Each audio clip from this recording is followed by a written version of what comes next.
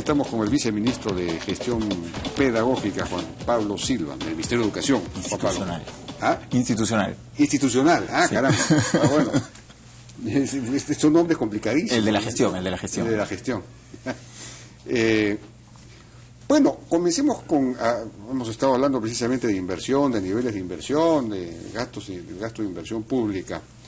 El avance en la inversión pública del Ministerio de Educación, digamos eso, pone que el Ministerio es un ministerio ya de una gestión muchísimo más afiatada, es muy reducido todavía. Acabo de chequear hoy día, la cifra hoy día ha mejorado, porque hace 2 o 3 semanas estábamos en 14%, creo. No tanto. Ahora estamos en 26%. Es muy poco. ¿Qué pasa? ¿Por qué? No sé exactamente qué estás mirando, pero... La cifra del CIAF, ¿no? De consulta amigable. Lo que pasa es que hay un poco para de repente entender, y siguiendo un poco el bloque anterior que estaban hablando sobre las cifras y qué considerar, hablando solamente de gasto en educación, un tema que es bien importante tener claro es qué cosa es el universo de gasto en educación, que no es solamente lo que gasta el Ministerio de Educación, porque al final...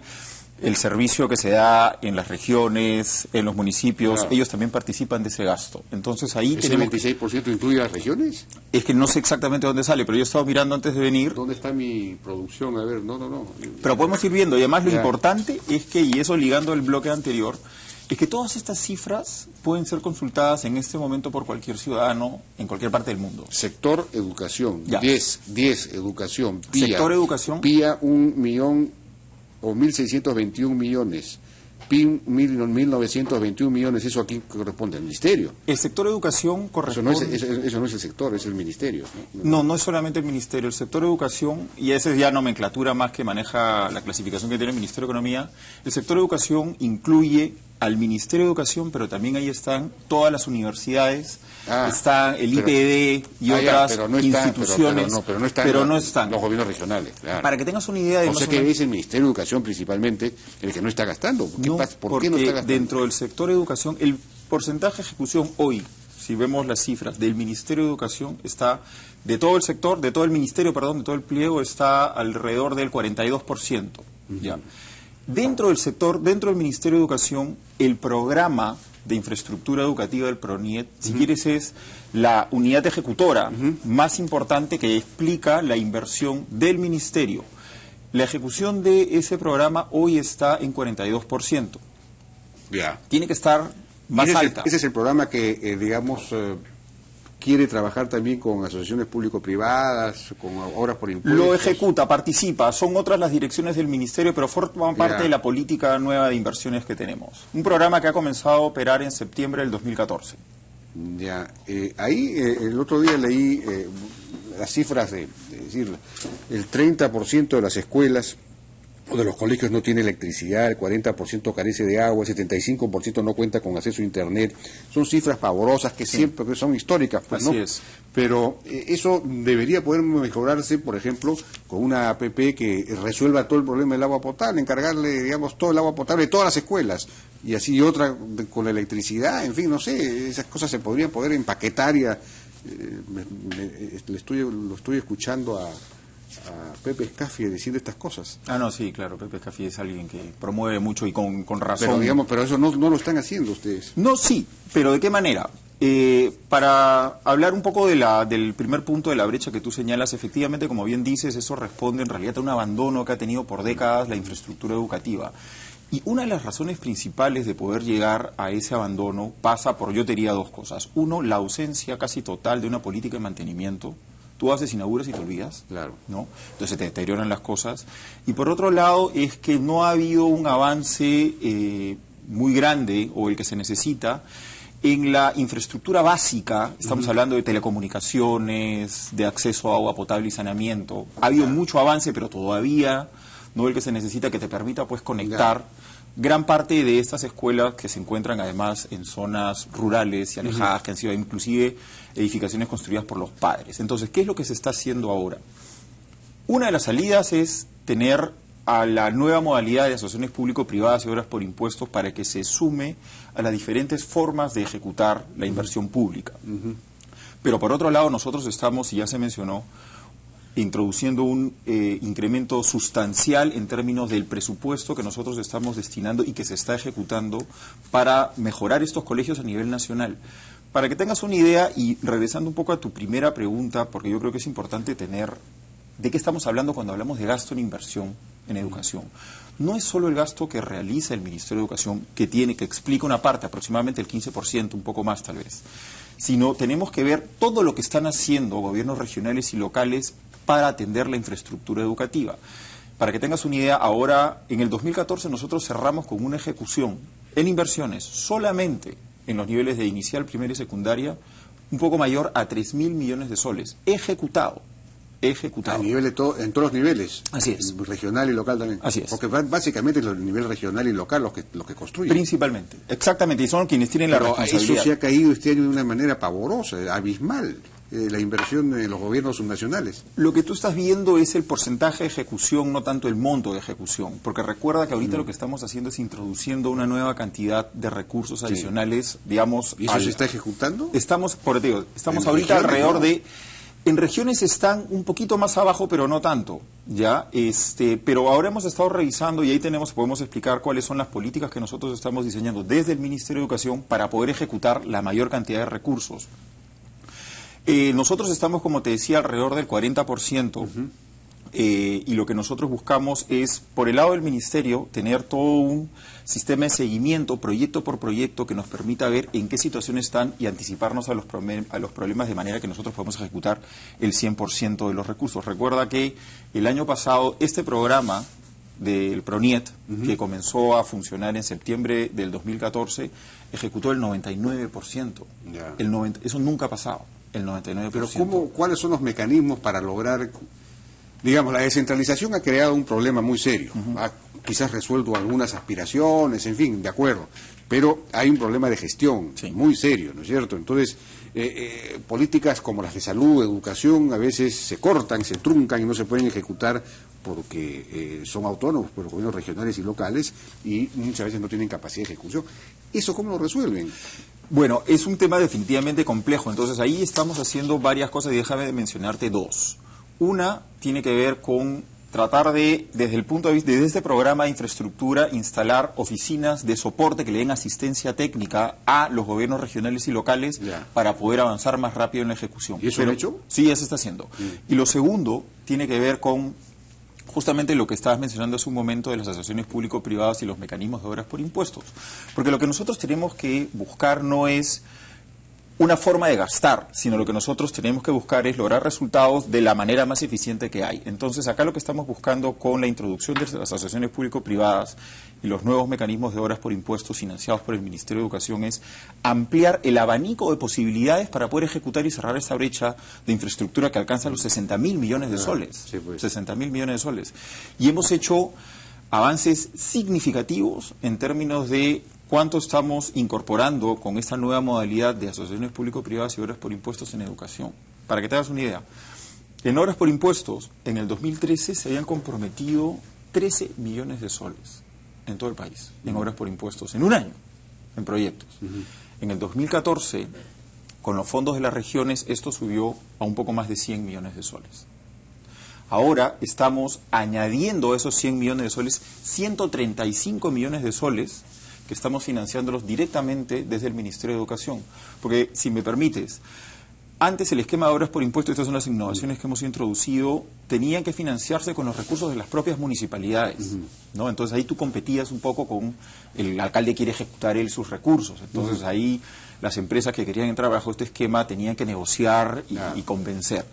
Acá funciona, lo que hemos hecho es introducir una nueva, si quieres, ventanilla, que es la del Ministerio de Educación, en la que nosotros definimos una regla de prioridad en el cierre de brechas de infraestructura y nosotros ponemos recursos. Entonces, cuando las empresas quieren entrar a atender o a participar en los mecanismos de obras por impuestos, negocian con nosotros, con nuestras prioridades de política. Entonces, de esta manera nos hemos permitido meter una cartera de 135 millones solamente para este año y esto va a seguir subiendo.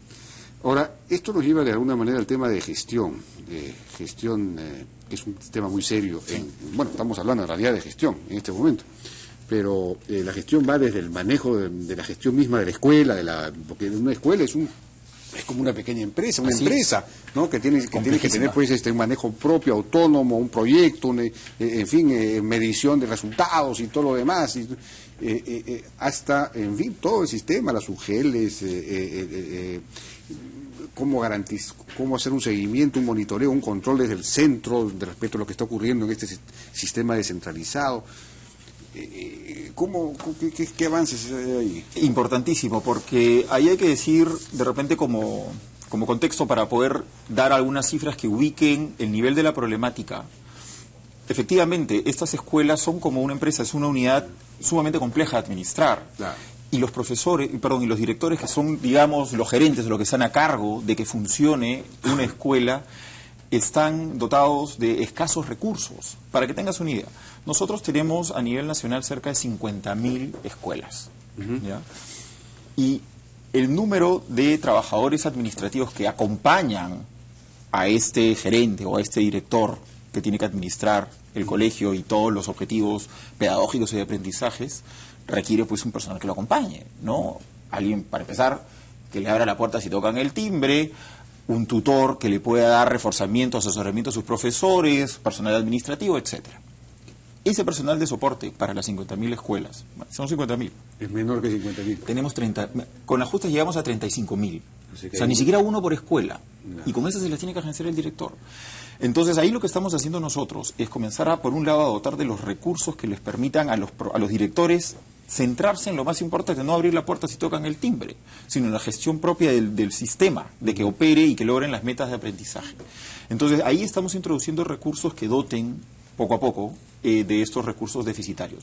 Pero yo creo que un elemento aún más importante en términos del reforzamiento del director tiene que ver con estos concursos que hemos hecho meritocráticos para designar a 15.000 directores, 12.000 nuevos y 3.000 ratificados. Entonces tenemos 15.000 directores que por sus méritos han logrado una plaza como director, que además, a diferencia de como era antes, la van a tener por 3 años, con lo cual tú puedes planificar de otra manera lo que tienes que hacer en tu colegio. ¿Y estos han sido capacitados también?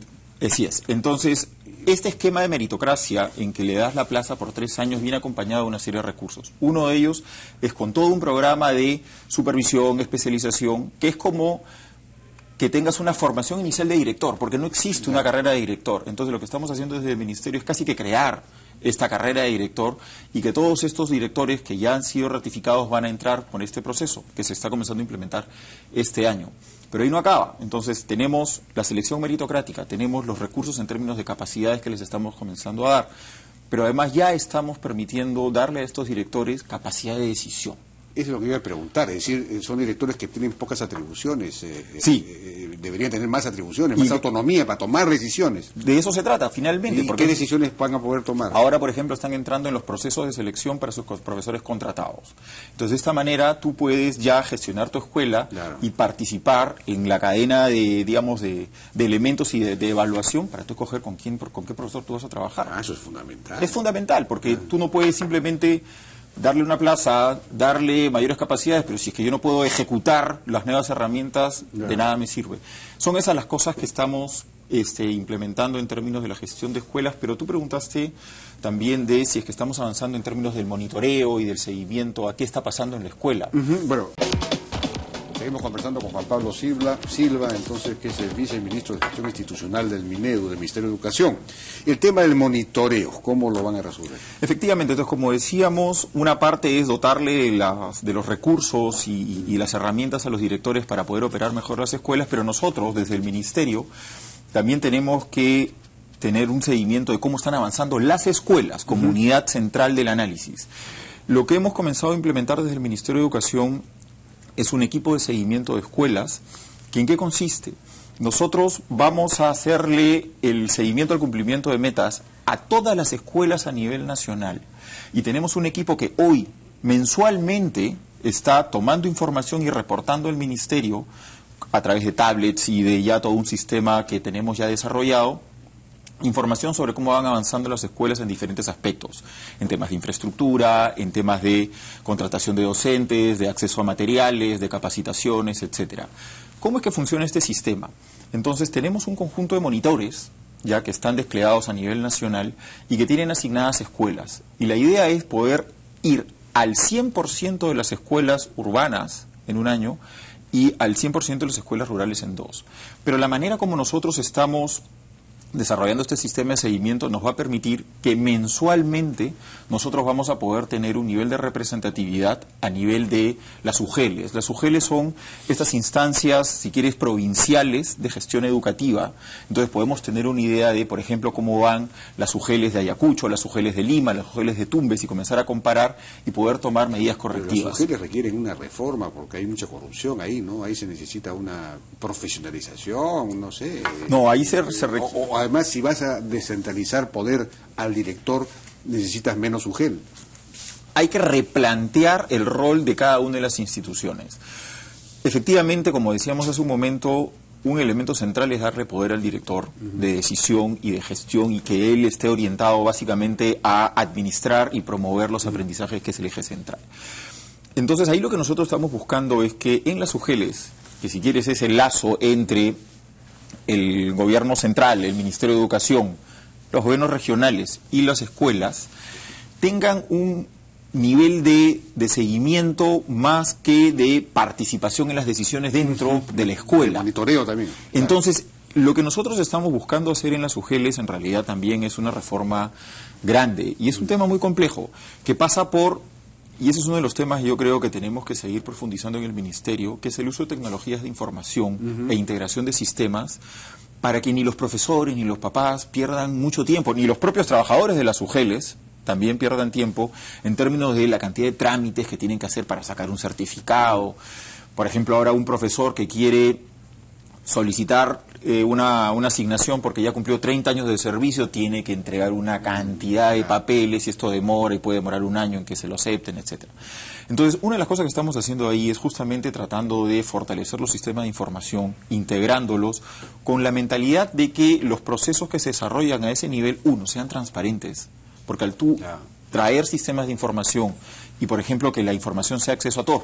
Hablamos hace un rato del gasto y el consulta amigable del CIAF, eso lo puede ver cualquiera. Entonces, eso es lo que nosotros buscamos introducir a las UGELes, de manera que estos sistemas de información, reduzcan el tiempo utilizado a través de los papeles y la cantidad de trámites que ahí existen todavía, y que pueda ser utilizado en otro tipo de labores para ir acompañando y ayudarle a resolver los problemas que puede enfrentar un director, ¿no? Entonces estamos trabajando en esa línea y bueno, es una tarea grande. Y tú lo has mencionado, sí, ahí lo que nosotros buscamos también es, con la introducción de los sistemas de información y la tecnología que viene acompañada con esto, es hacer más transparente todo ese proceso. De acuerdo. Y ahora también habría que introducir tecnología de información, tablets y todo para la educación misma, es decir, para mejorar los aprendizajes, un poco en la línea de lo que están haciendo en Jicamarca, en este colegio y en otros colegios, el proyecto de UTEC, sí, ¿no? Que desarrollan con un software especial, los chicos aprenden en el tablet matemáticas, ciencias, No, claramente la tecnología de información tiene, si quieres, dos variantes. Una que tiene que ver con la gestión, que es lo que estamos hablando hace un momento, pero la otra, y que es bien importante también, es la que está relacionada con el proceso educativo. Estamos trabajando algunas líneas de intervención ligadas a capacitación, por ejemplo, en el tema de inglés, en donde tenemos ahí un factor limitante, que es el número de profesores que nosotros tenemos. Estamos trayendo softwares y a través de conectividad poder enlazar con profesores de otros países, de modo que los chicos puedan comenzar a aprender y no tener que tener un profesor con las capacidades. Entonces, sí se están introduciendo, yo te diría que inicialmente, reformas y mejoras en términos de usos de tecnología de información. Ese proyecto como el de, no recuerdo el nombre, MAVA creo que se llama, de UTEC ahí en Jicamarca y en otras, no se puede escalar, generalizar. No, sin duda. No, ahí está pendiente. Yo creo que esa es una tarea que tenemos que seguir desarrollando. Estuvimos con la UTEC y nos mencionaron en este proyecto, y la idea es tratar de sumar, ¿no? Claro. Porque finalmente de lo que se trata en lo que venimos trabajando, impulsando en el Ministerio de Educación, es si está sucediendo un cambio en la educación. Y este cambio que se está produciendo tenemos que verlo con una visión de país en la que todos tenemos que participar. Los profesores están, digamos, hay una dinámica de automejora, de autocapacitación, de querer salir. Yo te diría que estamos observando realmente un nivel de compromiso de los profesores muy importante y algunos indicadores concretos. Nosotros hemos comenzado a la implementación de la ley de reforma magisterial y uno de los elementos que están ahí tiene que ver con las evaluaciones. Nosotros ya hemos evaluado, mejor dicho, los profesores han participado en procesos de evaluación y han sido más de 200.000 profesores que han participado en procesos de evaluación. Tenemos en total 350.000 entre nombrados y contratados. Entonces ahí tú estás observando ¿Cuándo va a ser la primera evaluación de desempeño? La primera evaluación de desempeño va a ser dentro de 3 años, pero ahorita vamos a tener... ¿De 3 años? Desde que comienzan, pero hay varias evaluaciones. Ahorita el 23 de agosto... Pero no puede ser dentro de 3 años. No, este es el esquema conforme vayan entrando, me refiero a los que van a entrar. Ahorita el 23 de agosto vamos a evaluar a 215.000 profesores en poco menos de 20 días, que van a incorporarse, no reubicarse, sino a incorporarse al sistema. Y se van a abrir 20.000 nuevas plazas. Eso es nombrados dentro de la Sí, carrera. dentro de la carrera. Pero lo que estoy diciendo es que ya estás en la carrera y se supone que hay que hacer de evaluaciones de desempeño para ascender, ¿o no? No, por supuesto, y esas tienen que haber. Pero no hay tiene todo un ni cronograma. programadas. No, por supuesto que ¿Cuándo va a sí. ser la primera? Esos son cada 3 años. Entonces ahí yo podría darles el dato exacto. Me parece que eso va a ser en el 2017 la primera, ya, en donde nosotros podemos... Ahora, este es un cronograma que viene junto con la ley de reforma y conforme los profesores van incorporándose a ella. Pero lo que sí tenemos que decir, y yo creo que ese es un mensaje Hay varios que claro... todos los que están incorporados ya... Pero se están evaluando, Jaime. Más de 200.000 profesores han pasado por un proceso de evaluación. Se les ha incrementado... No son las evaluaciones de desempeño de la propia carrera, son evaluaciones para Pero esas evaluaciones tienen que ver con el desempeño de los profesores, No, claramente. ya sé, de acuerdo. Porque finalmente si tú vas a reubicar a un profesor en una escala 3, 4 o 5, cuando estaba en la 1 o en la 2, tiene que ver con las capacidades y el desempeño que él ha tenido. Eso es verdad. Bueno, ya nos ha ganado el tiempo, desgraciadamente yo quería profundizar un poco más, pero así es pues la televisión, será para otra oportunidad. Juan Pablo, muchísimas gracias, muy interesante todo lo que nos has dicho. Muchas gracias.